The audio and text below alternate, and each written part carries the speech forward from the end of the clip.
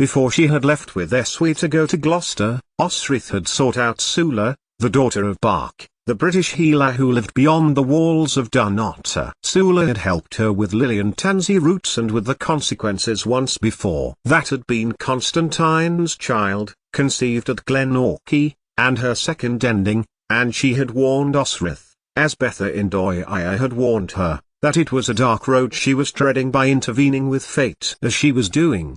Yet, silver had influenced Sula, as it had influenced Bark and Ull and Betha to supply her with herbs, and it was the catalyst that had finally caused Sula to open her door to Osrith. Although she had not wished to admit her, Constantine was more tolerant than Domnall, and about the Britons, yet it had been Greogair who had herded most of them into a church before setting fire to it. Tagged had died that day too, and Osrith was understanding of Sula's reluctance to even admit she was at her door. She did not have to introduce herself, for the healer recognized her still, and Sula ushered her inside her home, which had once been her mother's, and stood there with her arms folded, staring at Osrith. Then Osrith moved her arms. "Come here, when it is your time," Sula said immediately, glancing at the small heap of silver in her hands. "Because I can see above all things. You are terrified, girl." And Osrith was. She had been through many things that would terrify many people. But the loss of control of her body, control we may never come back again, was what she feared most. She had thought a lot of Ailey, the girl at Doia, who had suffered so much to bring forth Domnall a bastard, and she was not even 20. How would Osrith even be able to contemplate surviving this in her advanced years? She had had no root, and yet she had slept with Finan with abandon in Street Cuthbert's cave, below Bibbenberg. "When it is your time, is there a way you can tell the father?" Sula asked. "None," Osrith told her, for Finan was lost to her. "When did you lie with him?" And she told Sula. It was springtime. That had been when Constantine had sent ships to Edwiger, and had repelled Utid in the process. It had to be Finan's child. It was the right time the last time with Constantine too distant, Edward too close. "There is nothing I can do for you more than you can do for yourself," Sula reassured her, smoothing her fingers through her long, graying hair. "You are healthy and strong." "Sometimes the strong die, and the weak live on," Osrith said. "Sometimes," Sula had agreed, "but most of the time, a healthy mother will have an easy time of it." "I can birth you," she added. "You have passed me enough silver, Osrith Lackland." That had been 4 months before she had left with Eswe, Engus and Felim. And in the meantime, Elasad, who had birthed Evand, Constantine's father, had been arranged. "I thank you," Osrith had said, graciously. "I find that I am a fellow Briton to you, of the line of the Henoled." Sula laughed. "Then, we are enemies, for I am of Morkant BWLCH's line." But the Briton had laughed in her telling to Osrith and added, "We are Britons, we are of the peoples who came here after the time of ice." The time of ice? Osrith had not known what Sula had meant.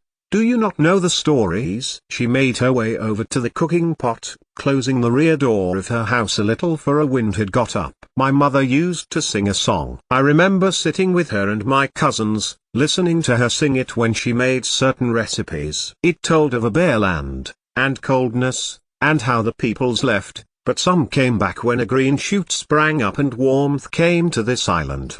We covered the whole island we traveled. Everyone could talk to everyone else.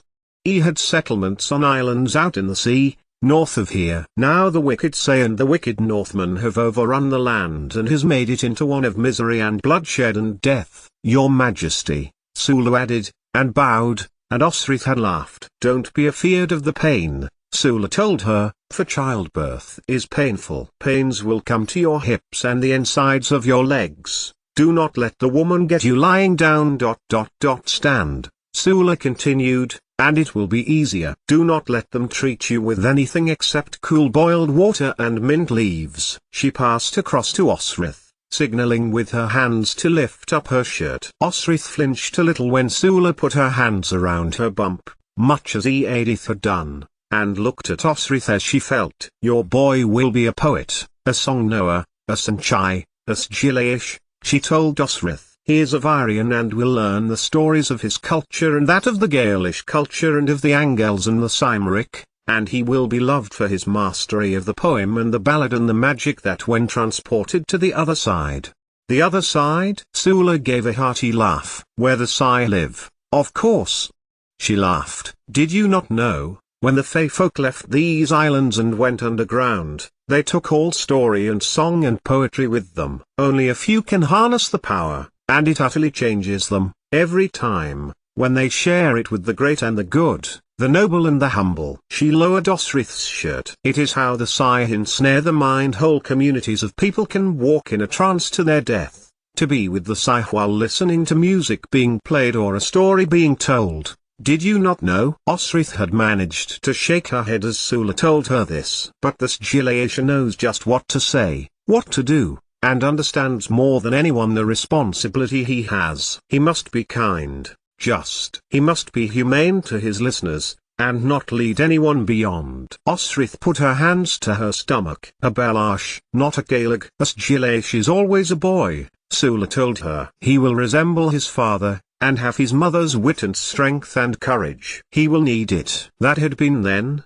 and this was now. 88,888,888. It was Sainid in whose arms Osrith was being carried, and the man took her as if she were no more than a leaf in through Dunotta's castle gates, calling to the guards to bring the drawbridge down. Osrith flinched in his arms as a pain came to her, the same pain that had come to her when he had run to meet her. Go, go. He had called, tell Ealasaid, and he carried her into the guard room and laid her onto his own bed. Ealasaid had come as Osrith was trying to get up, and she was firm with her and made her lie back down again. Edra, Osrith demanded. Where is my daughter? I will send for someone to fetch her, the elderly servant assured Osrith. But you will indulge me, Caeleg, and lie here for a while? You will recover your strength. You will need it. I know you wish to stand, and believe me, I will let you when you need to. And she called to Sainid to call for boiling water from Glimmery in the kitchen and to tell him it was for the Caeleg. Here is not the place for you to be, Ealasaid told Osrith. You need to be above. I have no chamber, Osrith told her. I sleep in the back of the kitchens. And now, you will go into confinement. The Belash will mind me when I tell him where you will go. And she put a stout arm out for Osrith to grab onto,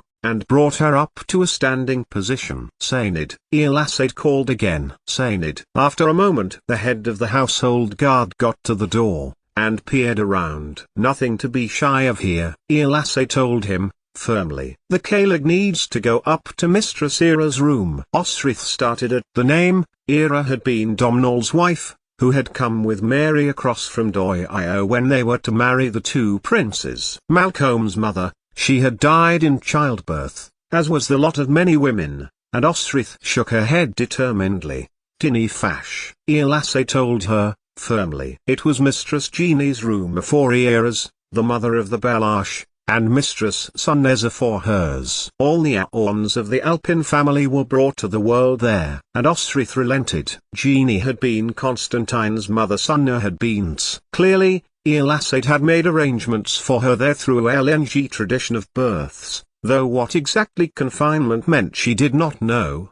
The room had been adorned with many soft furnishings on the bed, on the walls, a long, thin square room with shutters to cover the window. There were two doors into the room, and Ealasaid had made Sainid put her down onto her feet beside the door, shooing the man away when he had tried to linger.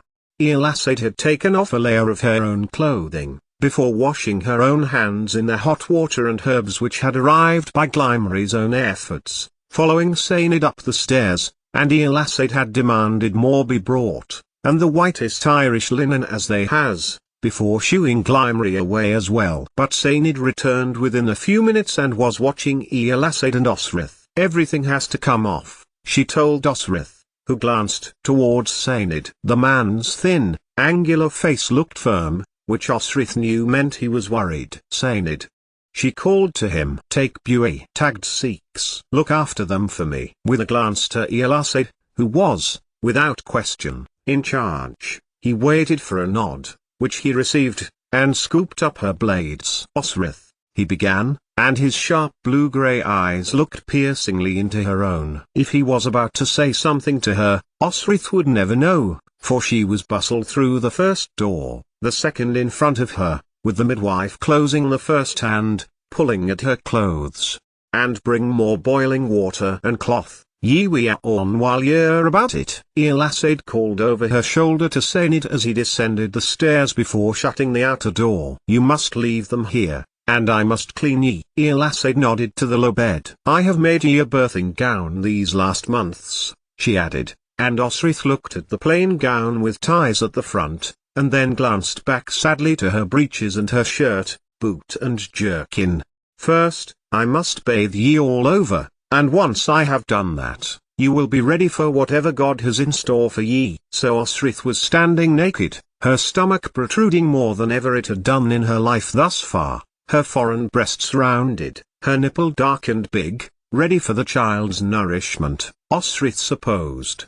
But she was not ready for what came next. Bathed, and dressed in a garment with sleeves and ties down the front, a quantity of clear fluid flowed from between her legs with her next muscle contraction, which Elasade was clearly waiting for and was ready with a linen. "Glimmery," Elasade called, but then there came a banging on the door. "Who?" "Edra." "Wait," Elasade told her, and crossed to the door, turning the handle. "Turn it," she told Edra, "and wash your arms up to your elbows." She pointed to a herb-infused bowl of water whose steam coiled rapidly into the air. There was little time for Osrith to think of anything much after that, for the pains came rapidly and Elasade helped her to her feet, making Osrith stand, her hands on Edra's shoulders. The elderly midwife put her hands to Osrith's stomach and felt. "Your child is turned, and is ready," she told her. "You are coming along." But as time went on, hours and hours of muscle contractions, the evidence was to the contrary. The baby was not coming along, he was not coming out of her at all. "Edra," Elasade said, and Osrith could tell that something was wrong, despite the woman's efforts to hide it. "I need you to do something for me. You are going to need to give your mother's stomach a push, to give the child some help. Can you do that?" Osrith heard Edra agree, and she saw a flash of gold red hair in her line of vision. "Osrith," Elasade told her, "Edra is going to come behind you and pull your stomach in. You need to tell me when the next egg is coming, for she must do it at the right time. Your baby is ready to come, your birth canal is ready for him to come. He just needs some help." Help. That was what Elasade called it, and it had helped. In the end, Finan Beeg was born within 10 minutes. But those 10 minutes were the most agonizing Osrith had ever felt. Osrith bore down on Edra's arm at the time of the next contraction, but Edra did nothing and Elasade had to reassure her that everything was going to be all right. On the next one, Edra pulled. Her hands were roughly on the baby's bottom, and in pulling, it caused crowning. Osrith gritted her teeth, for her cervix was now being forced to accommodate a head.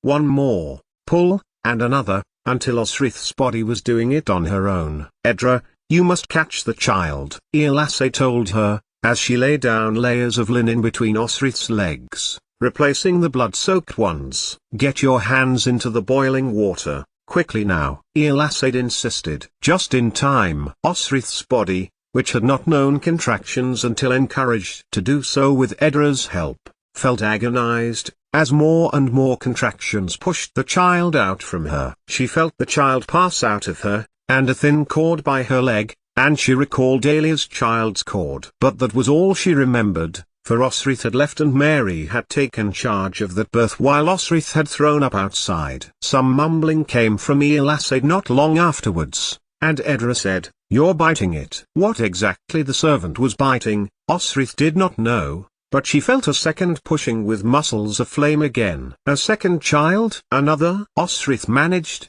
but she heard Elasade laugh. "Surely not twins." "It is called the afterbirth," Elasade told her. "Your son was living within it when he was inside you. It protected him from bumps." And beneath her legs fell a gelaceous mass of matter. "What is to be done with that?" Osrith asked, when Elasade had folded it away carefully. "Why, I will get Glimmery to cook it, of course." "For the animals?" Edra asked. suspiciously. For us, Elasay laughed. It will go well in a broth. And Elasay folded up a clean linen cloth between Osrith's legs before calling for yet more water and washing down her thighs. Edra helped her to the bed. But she had no eyes for her adopted daughter just then. Osrith's eyes were on her son, her beautiful, black-haired son, whose hands were curled up tightly, and who wriggled over her chest to find her nipple as Elasay eased the dress back to her shoulders.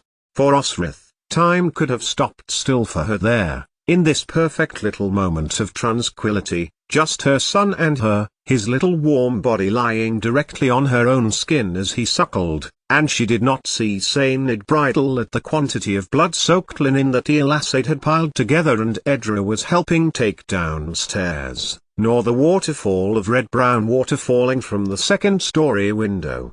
She dozed, and so did the child. Osrith's son. 88,888,888. What will you call him, Mater? Edra asked her, when next Osrith opened her eyes. It was growing dark outside. Big flakes of snow were flying past the window. Yet, Osrith felt hot and would have stood, naked, bide if she could. Finan, Beeg, Osrith said. Little Finan, Edra translated, and looked down with loving eyes to her brother. Have him take your teat again, encouraged Elasay, who had wiped away the mess at the back end of the child with a clean linen. Put his nose near, he will root and find it. There was such a peace in it, a satisfaction that she was feeding her child, and Finan Beeg went to sleep in her arms. Now, this is what you must do, Elasay told her, matter-of-factly. Now, wrap a cloth here, about his bottom, and absorbent moss. And for yourself. She drew Osrith's hand down to between her legs. This bleeding will occur for the next 50 days, and while you bleed, you may not leave the room, except for the privy. Elasay indicated the wall beside Osrith. She stared at it and back to Elasay. Privy? It is behind the tapestry, which I will take down shortly. It is important you waste yourself now. Pace around while Anaorn Beeg sleeps. You must now try to mend your own body. Anaorn Beeg, Osrith repeated. She liked it. The little one. It suited him well, although at the moment he looked as Edra had looked when just born, like a skinned rabbit. He would fill out, she knew. And she thought the contractions were painful, Osrith told herself, when she went to the privy closet and began to pace, hoping for, encouraging a bowel movement to come. Hours, it took, for anything to move in her guts, and she had gone back to feed young Finan twice before anything shifted. And by God it shifted. How did women do this? How did they do this multiple times? Osrith cleaned herself and sterilized her hands, closing the closet door and, with a brief glance at young Finan, took herself to the window. It was winter, in Alba, and it was snowing. Yet Osrith felt as hot as if it were high summer. And more of the same happened over the next week, night and day, hour and hour. Young Finan murmured in his sleep. A serving woman came to replace the boiled herb water and remove the closet bucket. Edra kept up her unrelenting attention by bringing her food to eat and cooled, boiled water to drink. While she loved Glimmer's food, he was wont to bring her blood sausage, which Osrith did not like, but suffered because she knew it was making her strength return, as did the milk brought to her by Elasay, who took young Finan in her arms, nodding at his coming on. However, Osrith had not mentioned her hot spells, until one night when Edra had come to see her mother and found her faint by the window. Elasay was called, and Osrith returned to bed. Has anyone except for the servants, or Edra or myself been here, Osrith? And she had told her that they had not. There is a condition, which can happen much after a birth, Elasay told her, where a mother can get ill if where they are is unclean. Has anyone been to see you, other than the servant girl, or Edra, or me? No one, Osrith told her, and it had taken for Osrith to draw a chair up to the window that night to cool her hot limbs and face to make her change her story.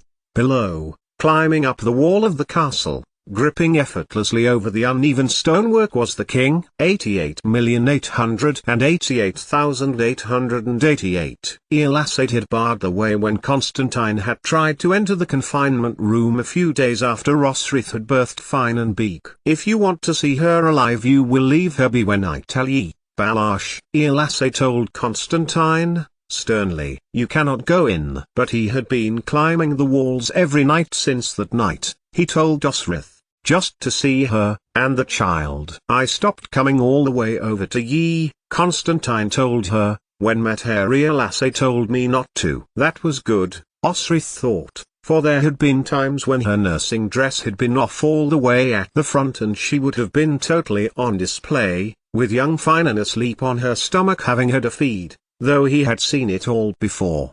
So I've been checking in ye, from the window ledge here. Constantine looked over to the blankets shaped with an indentation in them, where young Finan was now sleeping. He always looks so calm, Constantine added, and Osrith pushed the chair back and paced over to her child, nestling him up into her arms. He stirred a little, but went back to sleep at her movement. Constantine watched without saying anything, and young Finan gave a little grrr in his sleep. He seems so content, Constantine said, and Osrith realized that the king had not taken his eyes from young Finan's little face. Have you decided on a name? Finan, Osrith said at once, seeing Constantine bristle. I need him to be with me until he is old enough. Constantine's eyes drifted across to the bundle in her arms again. Was this how it was with Mary? Osrith asked him. Was Sel Arkandil like this? I was away, Constantine told her. At Scon,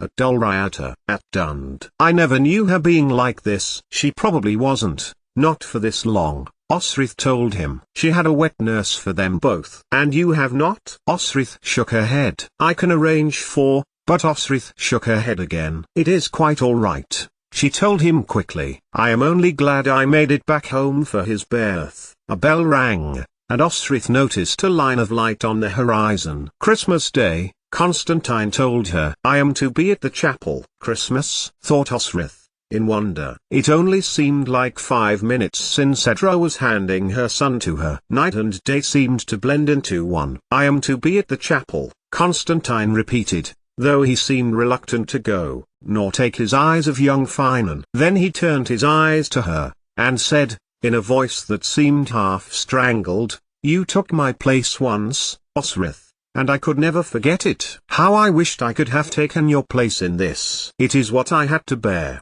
Osrith told Constantine, kindly. I have had the best treatment, and the best care. There is no reason I should die. And she watched her dearest friend shudder for a moment, and knew then that had been his dread. Have you given consideration to the proposal, to my kinsman? Osrith started. She had not even thought of it, nor even spoken to Constantine of all that had happened in Mercia and Wales, although by now he would have spoken to Eswi and Engus and Phelim. Who is it you speak of? Osrith asked. But Constantine shook his head. Another time, he told her, before passing her something. A gift for the new mother, he told her. Osrith looked for an object, but Constantine smiled widely. It would amuse him her looking for it, but he did not keep her long and said, land. At Berwick. If you choose to marry my kinsman, his land is worth 100 acres. I would gift you another 200, 300 acres, a good area of land. A farmer could do well there, as well as anyone could with border armies marauding over it. And Osrith thought, she would know both armies. She would know Constantine's men, and Whiggers. She could settle for that arrangement. She could settle for the kinsman. I owe Mercia 2 years, Osrith told him. You know this now, do you not? Constantine paused for a moment. Then his eyes crinkled at the corners. Aye, Constantine agreed. You erred and you admitted your crime. You stood, in order for a queen to have judgment passed. It was a matter of honor, Osrith told him. You could have fled, come back home? Constantine suggested. No, I could not. And Constantine took her hands and told her Eswi, Engus and Phelim had had nothing but praise for her conduct. And to think I could esteem you no higher, Osrith. Then you do this, of course you could come back. You are worthy, so worthy of Domhnall's name for your Gale warrior, Osrith remembered. He had drawn her close, though not in the way Constantine did, for men were what interested Domnall, and told her that her actions in saving the princes and princesses in the Norse raid at Doi were worthy of their highest honor. Hywel has agreed, Constantine confided, that, if at some time in the future the Say get too strong, he will hold one end of the net and I the other, and we will pull very hard, Osrith, to protect our ancient lands. What word did you give Dyfnwell? Only that, if I was ever in a position to vow to Strathclyde I would. Constantine paused, considering her words. Strathclyde? You swore to Strathclyde, not Dyfnwell? Strathclyde, as it is my mother's country. I am rushed. Your marriage, Constantine began. We have just discussed that, Osrith told him. Once I have served Mercia. No, Constantine said. Your marriage to Guthard Harthknutson. It has brought Dyfnwell land, and now all of Cumbraland is Strathclyde land, and that means it is the land of Alba. I am beyond the wall, the dream of my father. But Osrith's brow wrinkled and her heart sank. Guthard's marriage to her still held? How is it then that I can marry your kinsman, if I am still married to Guthard? But Constantine had thrown back his head and was laughing. Did ye not know? He said, almost choking on the words. Guthard is dead. I had a message from the monastery last week at Caerliguilid. They recognize Dyfnwell's claim of land, and have already sent the abbot to Glashcu. Good, Osrith said, closing her eyes for a moment, and then opened them. Was it Finoli? Constantine confirmed. Abbot Findle. A splendid Christmas gift, to find out then, Osrith thought. Then I will marry your kinsman, Osrith told him. But, only after I have served Mercia. I will marry him and become a farmer, and young Finan can have a home. Constantine made to lean over to touch Finenbeeg's cheek, but withdrew it slowly when the baby shuffled in his wrap. He looked to Osrith. Truly you will do this? I will, Osrith agreed. I will work the land and I will accept your gift, Constantine, with all my heart. A strange look passed over Constantine's face for a moment, and he reached for her hands, before pulling her to him. They two were one again, as they were when the world was quiet, and even the borders of their flesh felt liminal, and they were one heart, one mind, and Osrith was kissing him back, as she always did, his warm face close to hers. It was only when he reached for her in a way Osrith knew of old, which led ultimately, to the creation of more of these. She glanced down at young Finan, that she pulled away. But she hadn't wanted to. Is that what it would have been like if she had kept their child, 20 years before? It would not be the last time the King of the Scots would kiss Osrith. The last time would be on that fateful day when both stalking away from a warrior-carpeted battlefield heavy with grievous loss. That was far in the future, but a future whose destination had begun with Osrith, with Hywel and Dyfnwell and Constantine and Aethelstan, who would wonder what lay beyond Bibbenberg. Constantine was looking at young Finan again, his eyes seemingly unable to look at anything else. Stay here, of course stay here until your confinement is over, till he has grown a little. I may still need your advice, and I wish to speak to you about other matters. The bell rang again, and Constantine let her hand go at last, beforehand holding down the stonework as he had done before, adjusting his clothing and crown, and striding sedately towards the chapel. Young Finan moved slightly in his wrappings, and Osrith moved from the window, pulling the shutter, lying her child next to her as he slept. Advice, Osrith thought, as she replayed the kiss in her mind. You want me work for you still? And while she could be outraged at being put upon, delaying her marriage, becoming a warrior again, it suited her too. 88,888,888 after the service, and Constantine had feasted and seen his mormers and lords to their beds, he fell to his own, pushing his hand down his breeches and feeling for his cock. It had been stiff for most of the time through the church service, and even copious amounts of ale had not dampened its enthusiasm. He had crept in to see her so many times. She had been cradling the babe, or asleep curled up. But once he had climbed up to find Osrith all laid out, all beautiful, breasts soft and round, nipples hard from the babe's interest. Her stomach was crinkled from her greatness, but it had shimmered in the moonlight, when he had spied her. Her legs were closed, but how he wished he could pry them open. No, better yet, that she would open them for him, willingly, as she had done many times before.